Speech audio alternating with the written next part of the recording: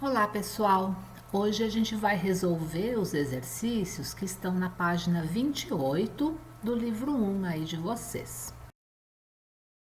Aqui que essa é uma aula de correção de exercícios para o primeiro ano do ensino médio. O primeiro exercício diz que uma pessoa saltou de paraquedas e ela atinge a velocidade de 240 km por hora. E mostra que esse movimento não é vertical para baixo, ele tem uma inclinação em relação à horizontal de 60 graus. Então, a gente destacando aqui esse vetor movimento, ele é um vetor na diagonal, né? Um vetor inclinado e, portanto, ele vai ter componentes. Ele tem tanto uma componente para baixo quanto uma componente para a direita. E aí ele continua aqui dizendo, né, que como representado na figura, ele quer que a gente descubra, né, que a gente calcule a velocidade de queda na vertical e a velocidade horizontal da pessoa nessa situação. Ou seja, a gente vai precisar descobrir as duas componentes que formam esse deslocamento na diagonal. E para isso, nós vamos precisar utilizar aquela definição de seno e cosseno que nós comentamos durante a aula. Para calcular a componente na horizontal, que a gente chama aqui nesse quadrinho, né, de componente x, a gente vai multiplicar o valor do vetor total pelo cosseno do ângulo. Então, o AX representa a componente na horizontal e a gente vai fazer esse cálculo multiplicando o valor total do vetor, que no nosso esquema está representado pela letra A. Então, vamos multiplicar esse valor do A pelo cosseno do ângulo. E para a gente calcular a componente vertical, que nós estamos denominando por AY, precisaremos multiplicar o valor total do deslocamento aqui, ou da velocidade no caso, né, do rapaz que está caindo, pelo seno do ângulo, ok? Que ângulo? O ângulo que representa ali a inclinação do vetor em relação à horizontal. Então, a componente vertical, vamos multiplicar o vetor pelo seno de 60 e a componente horizontal, vamos multiplicar o valor do vetor pelo cosseno de 60. O valor de seno e cosseno de cada ângulo a gente pode encontrar, né, em tabelas como essa que eu coloquei aqui embaixo. Então, no caso do ângulo que nós temos, que é o ângulo de 60 graus, o seno tem o valor de raiz de 3 dividido por 2 e o cosseno tem o valor de meio. Então, vamos aos cálculos.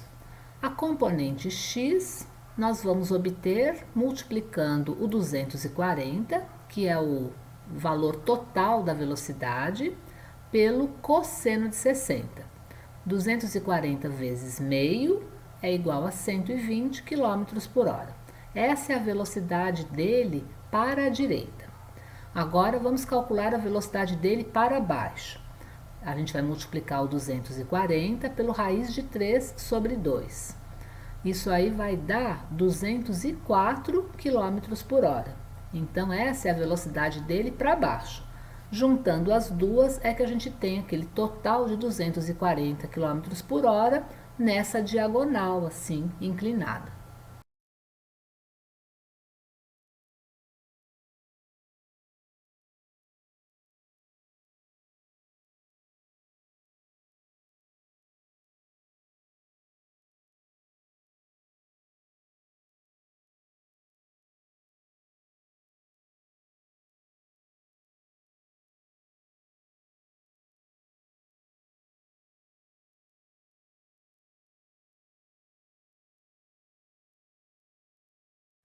Agora, continuando lá na página 28, nós temos o exercício 22 e ele tem 3 partes. É um exercício para a gente praticar a soma de vetores. Então, a gente tem aqui na parte A uma situação em que nós temos um objeto puxado com duas forças que têm a mesma direção, ou seja, são forças aqui na horizontal, e ambas estão apontadas para a direita, né? São então vetores, né? Nós temos representado ali na figura, né, esses dois vetores, e ambos estão para o mesmo lado.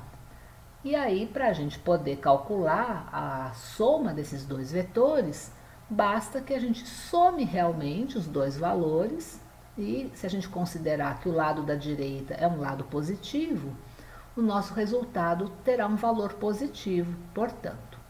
Já no caso da letra B, a gente vai ter uma força para a direita e outra força para a esquerda. Elas ambas, né, têm a mesma direção, ambas são aqui colocadas na horizontal, só que uma está no sentido para a direita e a outra tem o sentido para a esquerda. Nesse caso, quando a gente quer saber o total de forças, a gente pode fazer a maior menos a menor. Ou a gente pode pensar assim: se tudo que é para a direita for mais e tudo que é para a esquerda for menos, eu vou fazer a soma dos mais com os menos e vou chegar numa resposta. Então vamos ver como é que fica aqui o exercício aqui, né? A letra A, então como nós dissemos, basta somar os valores e chegamos em 14 newtons horizontal para a direita. Já na letra B, a gente vai fazer 8 menos 6. E aí a gente chega numa resposta de 2 newtons para a direita. Agora, no caso aqui da letra C, a gente observa que os vetores não estão mais na mesma direção. Nós temos um vetor apontando para cima e outro apontando para a direita. Toda vez que isso acontece, né, que a direção não é a mesma, a gente tem um ângulo entre os vetores. E aí, para calcular a soma deles, a gente vai precisar utilizar existem algumas opções de métodos, e eu sugiro essa que se chama lei dos cossenos, e que a gente tem a fórmula, né, que é a raiz quadrada do primeiro vetor ao quadrado, mais o segundo também ao quadrado, somado com 2 vezes o primeiro pelo segundo, vezes o cosseno do ângulo entre eles. Então, a gente vai fazer agora a substituição aqui. Bom, então no nosso caso, os vetores A e B correspondem aqui às duas forças que nós temos, uma de 6, outra de 8 newtons. O ângulo entre elas é o ângulo de 90 graus. A hora que a gente substitui aqui os valores, cosseno de 90 graus é zero. Então, toda essa parte que é 2 vezes A vezes B vezes o cosseno do ângulo já vai ser igual a zero. O que vai sobrar na fórmula é o A ao quadrado mais o B ao quadrado. E aí, fazendo isso, a gente vai encontrar aqui o FR ao quadrado. O que é esse FR? É a força resultante. O que é a força resultante? É o resultado da soma das duas forças, ok? Então, essa força aí, a hora que a gente faz a raiz do A ao quadrado mais o B ao quadrado, vai ser raiz de 100. E raiz de 100 é 10 newtons, né? Agora, para que lado vai apontar essa força? Ela vai apontar aqui nessa direção do vetor em vermelho, que é a diagonal desse retângulo. Então, no nosso caso, quando o ângulo é de 90 graus, ao invés da gente ter um paralelogramo, a gente tem um retângulo, né? E a diagonal desse retângulo é que vai ser a direção da força resultante. E como as duas forças eram apontando uma para a direita e outra para cima, essa nossa diagonal apontando mais para cima, né? Para cima e um pouquinho para a direita, é que vai representar o resultado da ação dessas duas forças. O último exercício proposto na página 28, ele traz um desafio e também algumas perguntas relacionadas à física. Então, é um exercício da Universidade de Pernambuco e fala assim: um robô no formato de pequeno veículo autônomo foi montado durante as aulas de robótica em uma escola. O objetivo do robô é conseguir completar a trajetória de um hexágono regular ABCDEF, saindo do vértice A e atingindo o vértice F, passando por todos os vértices sem usar a marcha ré. Para que a equipe de estudantes seja aprovada, eles devem responder 2 perguntas do seu professor de física e o robô deve utilizar as direções de movimento mostradas na figura a seguir. Então ele explica para a gente que esse robô não pode andar de ré e ele só pode andar na direção e sentido que está colocada na figura, né? Todas essas setinhas são as setinhas que ele pode percorrer. Ele não pode ir na contramão, certo? Então ele não pode nem andar de ré, nem andar na contramão. Aí ele continua. Suponha que você é um participante dessa equipe. As perguntas do professor foram as seguintes. Primeira, é possível fazer a trajetória completa sempre seguindo as direções indicadas? Então, para responder a essa pergunta, a gente vai precisar fazer um teste. Então, vocês vão precisar, testar várias opções para verificar se isso é possível. Então, vocês teriam que andar sempre nas direções e sentidos indicadas pelas setas, precisam percorrer todos os vértices do hexágono e não podem andar na contramão e também não podem andar de ré.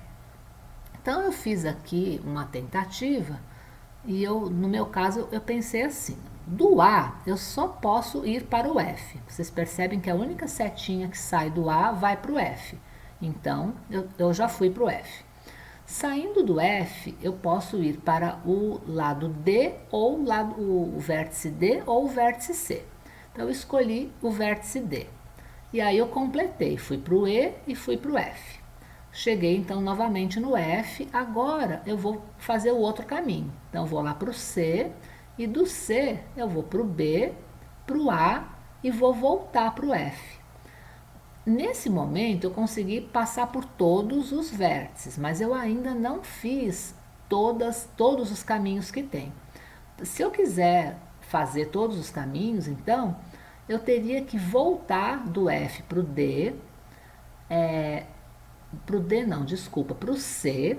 Então do F eu sairia para o C, iria para o D, aí eu passaria naquele outro caminho e depois continuaria, descia pelo E e pelo F. E para passar no último pedacinho que faltava, eu teria que sair do F, ir para o C de novo, só que daí descer até o A e voltar para o F novamente, aí terminava. Aí eu conseguiria passar então em todos, sem andar na contramão e sem andar de ré, que eram as regras que eles tinham colocado. Então, é possível fazer o que foi pedido. E a outra pergunta é: qual segmento identifica o deslocamento resultante desse robô? Deslocamento, a gente tem que pegar a posição final menos a inicial. A inicial era o ponto A e o final é o ponto F. Então, o segmento que indica esse trecho do A até o ponto final, que é o F, é esse último, ligando ali o vértice A até o vértice F. Então, por isso que a resposta é a letra E, que diz que sim, que é possível fazer o que foi pedido e que o deslocamento é o trechinho AF.